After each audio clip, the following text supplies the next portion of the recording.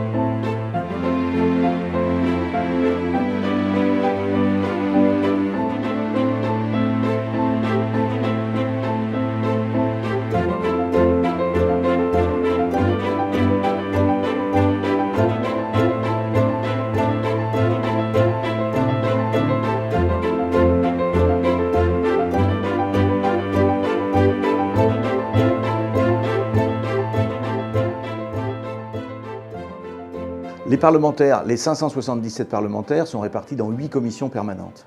Ces commissions étudient et modifient les projets de loi du gouvernement et les propositions de loi des députés.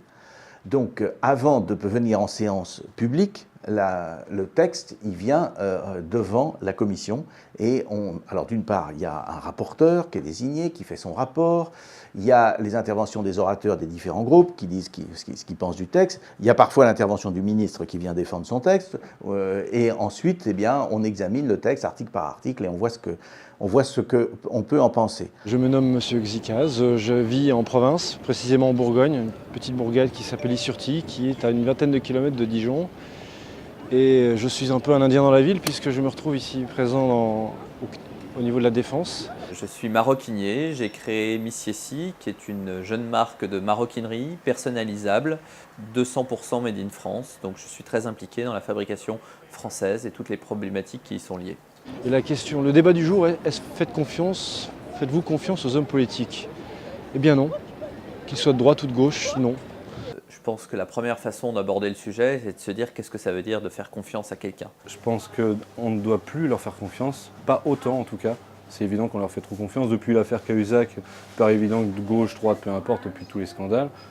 Là-dessus, c'est difficile de faire une généralité sur les hommes politiques, puisqu'il y a des hommes qui établissent cette règle, comme on va dire une règle de vie, et d'autres qui semblent en tout cas tricher avec les règles qu'ils ont l'air de proposer. Leur attitude paraît dictée en fait par le milieu de la finance et par les lobbies industriels, etc. Donc aujourd'hui, on n'a plus de raison de leur faire confiance. Parce qu'ils ne sont pas au cœur de nos problèmes du quotidien, parce qu'ils n'ont pas de baguette magique, ils ont tellement peut-être à brasser énormément de choses, énormément de tâches, certainement dans différents secteurs, que finalement ils font que survoler nos problèmes. Parce que je trouve qu'ils font que du blablabla et pas beaucoup d'actions en fait réelles, quoi. Trop déçu. Pas besoin d'hommes politiques. Non. Monsieur le Premier ministre, quelle garantie peut-on attendre du gouvernement français quant au respect des normes et la réglementation sanitaire et environnementale européenne dans l'accord qui se dessine? Merci. La parole est à monsieur le Il n'en demeure pas moins que ce qu'on fait ici peut avoir une incidence directe sur le terrain. La loi de modernisation de l'économie, moi j'ai regardé les rapports qu'il y avait entre les producteurs, les transformateurs et la grande distribution. Ça peut avoir des impacts directs de prix après. Soit, deux impacts qui moi, me touchent directement, c'est l'impact sur les producteurs, c'est-à-dire en gros les agriculteurs, et puis de l'autre côté, l'impact que ça peut avoir en fin de chaîne sur le consommateur. J'en profite pour dire qu'on a parfois une vision un peu désespérée et désespérante du Parlement en disant l'hémicycle est vide. Mais c'est normal que l'hémicycle soit vide, parce que chaque texte, il est suivi par une commission. Et en réalité, c'est la commission qui vient s'installer dans l'hémicycle pour voter le texte et qui réexamine une deuxième fois. Et un texte ordinaire se travaille à 40-50 personnes, c'est-à-dire 25-30 de la majorité, 15-20 de l'opposition, et c'est déjà énorme. On ne peut pas travailler à plus que ça. Moi, est-ce que je fais confiance aux hommes politiques ? Ça dépend desquels. Ceux auxquels je me sens plus proche par ce qu'ils défendent et tout ça, je me sens effectivement en confiance par rapport à ce qu'ils vont mettre en place. Et pour d'autres, en fait, c'est plus partagé parce que je sens qu'ils sont beaucoup influencés par l'unanimité, par le fait d'être influencés par le maximum de personnes et pas forcément de développer en fait leur avis propre. Et donc par rapport à ces personnes-là, je leur fais peu confiance. J'ai essayé de croire dans un parti, dans un autre, en leur laissant des chances de nous prouver par eux-mêmes qu'ils pouvaient effectivement nous prouver qu'ils étaient capables de faire quelque chose. Mais aujourd'hui, moi j'ai l'impression que tous ces hommes politiques, sans aucune... si j'aurais peut-être un peu de mélancolie dans mes propos et d'amertume, je dirais, j'ai l'impression de voir des comédiens.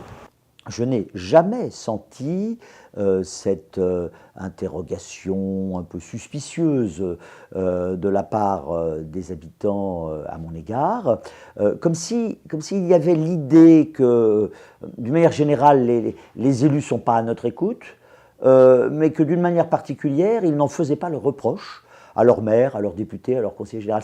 C'est assez surprenant, mais ça ne doit pas retirer de notre esprit la réflexion et donc éventuellement l'action pour voir ce qu'il conviendrait de modifier sur cette question centrale qui est pourquoi ce qui semble bien être un désamour entre les élus et la population. Pourquoi alors que dans la vie quotidienne, rien n'indique ce désamour, mais pourtant on sent bien qu'il existe. Bonjour, je m'appelle Madame Tribalier, j'ai 59 ans, je suis en pré-retraite et j'habite à Chilly-Mazarin. La question était, est-ce que je fais confiance aux hommes politiques? Je vous réponds clairement non. On n'a plus confiance, non, on n'a plus confiance. Et c'est dommage, Et je pense que c'est au travers de ces personnes-là qui devraient donner un exemple et se battre, qui ne se battent plus. Est-ce qu'on est élu vraiment pour aider un citoyen? C'est une question qu'on peut se poser.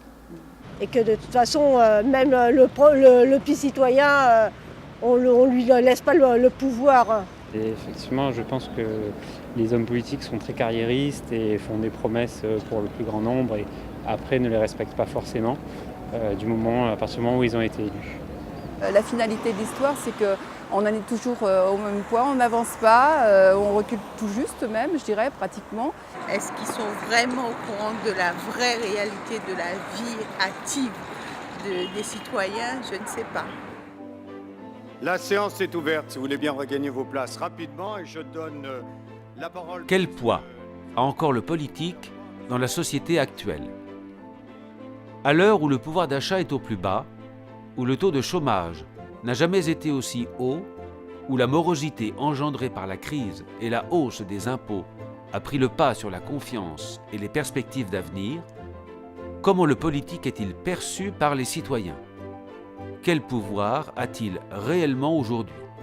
En avril 2013, dans un sondage CSA pour BFM TV, 55% des Français pensaient que les politiques étaient corrompus. Au-delà des contradictions, y compris dans son propre camp, des intérêts de parti, des ambitions personnelles et des scandales qui ont toujours existé dans le monde politique, nous avons demandé à 4 députés de 4 partis différents de nous éclairer sur le rôle et la place du politique dans une société en perte de vitesse et de confiance. Et si vous considérez la politique comme un métier, vous avez déjà perdu une partie de votre liberté, parce que finalement, votre souci va être, comme le souci de n'importe qui dans son métier, de durer dans le métier et de raisonner non pas par rapport au bien commun, mais par rapport à vous et à votre situation personnelle, professionnelle, familiale, patrimoniale, etc. Donc le fait de considérer que la politique est un engagement est déjà en soi une prise de distance par rapport à cet enfermement ou à cette contrainte. On ne pourra pas réhabiliter l'image du politique à l'égard de nos concitoyens si tout le monde n'est pas d'accord sur la nécessité de le faire, y compris nos amis journalistes. Si, comme vous l'évoquiez tout à l'heure, chaque vilainie, chaque scandale, comme on dit, est l'occasion de remettre sur la table tous les poncifs, toutes les idées reçues, toutes les généralisations hâtives, on ne s'en sortira pas. Il y a à la fois le boulot législatif et puis il y a le travail quelquefois de, j'allais dire, local. Et puis il y a des gens qui viennent nous voir parce qu'ils voudraient qu'on leur récupère leur permis, après conduite en état dangereuse, en état d'ivresse. Bon, il y a des choses. Bon là, c'est sûr que là, on ne pourra rien faire et on ne voudra rien faire. Il y a une tendance à la professionnalisation de l'activité politique au bout d'un certain temps, ce qui est normal. Cette professionnalisation s'est accentuée avec la complexité de la société. Et évidemment, ça crée une distance avec ceux qui ne font pas la politique au quotidien. Donc forcément, il y a une distance. Moi, personnellement, j'en peux plus. J'en peux plus. Moi, je fais des horaires assez durs. Et je suis 7 sur 7 sur mon boulot. Donc, pas un jour de repos, pas un jour de congé, pas une RTT. Et je suis taxée quand même à presque à 100%. Donc, je ne fais pas confiance aux hommes politiques. Ils ne connaissent pas les problèmes de notre société, enfin de la classe moyenne et de la classe basse de la société. Pour moi, c'est des comédiens qui jouent leur rôle en quête de pouvoir et ils ne représentent pas le peuple en général, donc non, je ne fais pas confiance aux hommes politiques. On distingue bien Paris du reste de la France. Parce que les hommes politiques connaissent un petit peu leur pays, je ne sais pas. Tous décident à Matignon, à l'Élysée, au ministère de l'Intérieur, à Bercy, mais concrètement en province, qu'est-ce qui se passe? Dans tout ça, je crois que ce qui se pose, c'est la question du pouvoir, et on ne peut pas réfléchir à la question de la politique sans poser la question du pouvoir, parce que la politique, c'est essentiellement l'exercice du pouvoir. Et je crois que ce qui est fondamentalement reproché aux politiques, c'est le fait qu'ils ne semblent pas avoir de pouvoir sur des processus qui sont aujourd'hui dépassés par la mondialisation. Moi, je vois ici à Gordes, qui est un village qui est quand même assez huppé, la clientèle de gens aisés a de plus en plus de moyens. Et à côté de ça, je suis obligé de faire des prix pas chers pour les gens, les locaux, pour les personnes âgées. Donc, je ne crois pas que le monde, en tout cas notre monde occidental, aille en s'améliorant. Aujourd'hui, personne ne peut ignorer qu'il est difficile d'entreprendre en France, qu'il est difficile de mettre en place des actions qu'on promet et que la moindre des choses, c'est de pratiquer, on va dire, une parole réaliste. On reproche aux hommes politiques et aux femmes politiques de ne pas être comme les citoyens, parce qu'en filigrane, on leur reproche de ne pas avoir suffisamment de pouvoir, de ne pas être les instruments par lesquels les citoyens ils reprennent possession de leur vie. Et comme on se rend compte que ça ne marche pas, on se pose la question de savoir s'ils ressemblent à tout le monde ou s'ils sont exemplaires. Les footballeurs professionnels, qui suscitent beaucoup d'engouement. Quand ils marquent des buts, on ne se soucie pas de savoir s'ils gagnent énormément d'argent. Je pense qu'ils en gagnent de trop, mais c'est une autre question. Mais quand ils marquent des buts, on ne se pose pas la question. Quand ils n'en marquent pas, on se pose la question et on dit ils sont plus comme nous, ils sont pas sympas avec les supporters. Quand ils marquent des buts, la question ne se pose plus. Je pense qu'ils ne sont pas au cœur du problème. Il faudrait quand même que des gens qui délèguent pour faire certaines lois ou certains calculs descendent réellement et connaissent à peu près les soucis quotidiens du français lambda, quoi, le moyen, le commerçant, la femme de ménage, la maman au foyer. Voilà, tous ces gens-là, je pense qu'ils ont besoin d'être un peu plus entendus. Voilà, c'est pour ça que je suis extrêmement attaché à ce qu'on retrouve des logiques de territoire, on retrouve des logiques de proximité, et que ces logiques soient ascendantes, et qu'elles aillent jusqu'à des perspectives de politique nationale, européenne, et des régulations internationales dans certains cas. Mais en tous les cas, qu'on ne perde pas de vue que c'est de bas en haut qu'on construit une perspective de développement, de confiance, et non pas de haut en bas, et ça ne marche plus. Quand on parlait tout à l'heure des différentes strates administratives, entre savoir ce que fait la commune, la communauté de communes, le canton, le pays, le département, la région, l'État.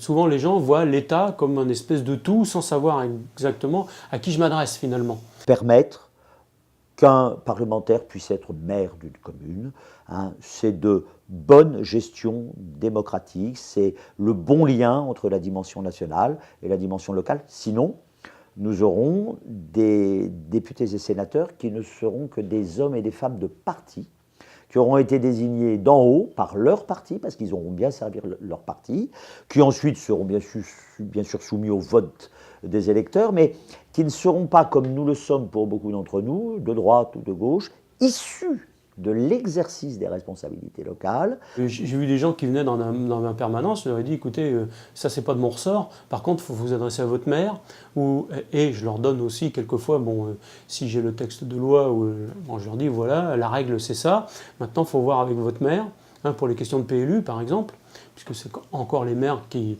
et je pense qu'ils auront encore de toute façon un rôle important, mais ce sont eux qui décident, quoi. Demain, il n'y a plus la démocratie représentative, il n'y a plus les élus, il n'y a plus les maires, il n'y a plus les députés, les sénateurs tels qu'ils sont aujourd'hui, c'est-à-dire des femmes et des hommes à la fois près du terrain, mais également impliqués et assumant leurs responsabilités dans leurs assemblées respectives. Il n'y a plus de démocratie tout court, c'est la démocratie de l'opinion, c'est la démocratie de l'émotion, et ça, c'est pas de la démocratie. Et la deuxième chose, c'est qu'en France, on a une construction institutionnelle où tout le pouvoir réglementaire est à l'Assemblée nationale. Donc on est à la différence de beaucoup de pays où les régions, les provinces, les villes ont un pouvoir normatif et réglementaire. Nous, on a tout centralisé là-bas. Donc moi, j'ai l'impression qu'une partie de mon job de responsable d'une collectivité, dans sa dimension réglementaire, elle n'est pas ici, elle est à l'Assemblée nationale. J'ai 26 ans et je suis représentant. Et moi, je ne fais pas confiance aux hommes politiques parce que je considère qu'ils défendent des partis, ils défendent des intérêts de partis. Et c'est plus une logique politique de parti plutôt qu'une logique d'intérêt commun et l'intérêt du peuple et de la nation sur le long terme. Et qu'est-ce que je pense des politiciens dans l'état actuel des choses, c'est qu'on ne peut pas vraiment leur faire confiance. Toutes leurs promesses, ce sont des promesses électoralistes, et principalement pour obtenir des voix. Et à partir de là, ils promettent des choses qui ne sont pas réalistes. Ouais, je pense qu'ils sont complètement en décalage, littéralement. Je pense que déjà, ils gagnent certainement beaucoup trop d'argent, ce qui comment dire, par définition, les met sur un niveau social bien plus élevé que certaines autres personnes de la population.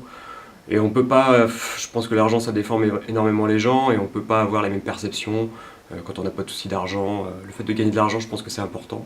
Gagner sa vie, d'en chier entre guillemets pour ça, ça apprend beaucoup de choses, des valeurs et voilà. Et quand l'argent comme ça arrive tout simplement dans le bec, je pense que là ça crée un sérieux décalage.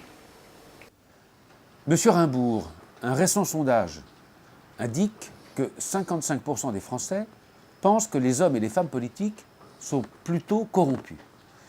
Est-ce que vous pensez que la transparence du patrimoine, la récente loi de promulgation de ce patrimoine des parlementaires, est-ce que cela est de nature à atténuer la méfiance des Français à leur égard ? Ça sera très loin de suffire, la question de la publication des patrimoines. La publication, elle est intéressante parce que derrière, il y a un contrôle. Et ce qu'on a mis en place est un contrôle assez sérieux, puisque l'autorité chargée de contrôler aura les possibilités de faire des investigations en demandant au fisc de faire ces investigations. Investigations sur le parlementaire lui-même et sur la famille du parlementaire. Donc, ce qui veut donc dire que en quelques 20 années, on s'est doté d'un arsenal de règlements qui fait que les relations entre l'argent et la politique sont des relations qui sont considérablement assainies. C'est-à-dire que les lois Rocard, au début des années 90, ont organisé le financement public de la vie politique. C'est donc dire qu'il n'y a plus de compromission avec des industriels qui, en échange, eh bien, ils voulaient des marchés publics. Donc là, cette fois-ci, il y a une transparence qui est une transparence très importante. La dernière décision qui vient d'intervenir, qui fait que le compte de campagne de Nicolas Sarkozy a été rejeté, démontre qu'il y a désormais un contrôle, qui est un contrôle satisfaisant. Quand est-ce que je vois un tas de journalistes ici? C'est quand Cahuzac vient. C'est à chaque fois qu'il est auditionné, une myriade de journalistes qui se bousculent pour pouvoir... Je me dis quelquefois qu'on pourrait travailler à changer complètement la face de la France et ça passerait inaperçu, alors que des choses comme ça va être mis et monté en épingle, alors que finalement l'important c'était quand ça s'est découvert. Mediapart a fait son boulot et l'a bien fait. Je crois que c'est clair du vrai boulot du journaliste d'investigation. Puis une fois qu'on l'a su après, je dirais l'affaire suit son cours. Puis on verra ce que la justice en donnera. Ce qui est important, c'est monsieur untel, madame untel a été élu en 2012, avait un patrimoine de je ne sais pas quand, 500 000 euros par exemple. À la fin de son mandat en 2017, son patrimoine a triplé. Compte tenu des indemnités touchées par les élus, qui s'élèvent plafonnées à 7 500 euros par mois. Comment se fait-il que cet élu a pu tripler son patrimoine? On a besoin d'explications. C'est ça la transparence. À la fois renforcer la répression de la fraude fiscale, renforcer la répression de la délinquance financière, lutter contre l'optimisation fiscale, c'est-à-dire le fait légalement de ne pas payer d'impôts. Google, il faut le redire, ne paye que 2% d'impôts sur les sociétés alors que le taux est de 34% parce qu'ils ont des fiscalistes hors pair et qui réussissent à transférer une partie de leurs bénéfices dans une île des Caraïbes. Déjà, est-ce que l'homme politique nous fait confiance? C'est un éternel débat.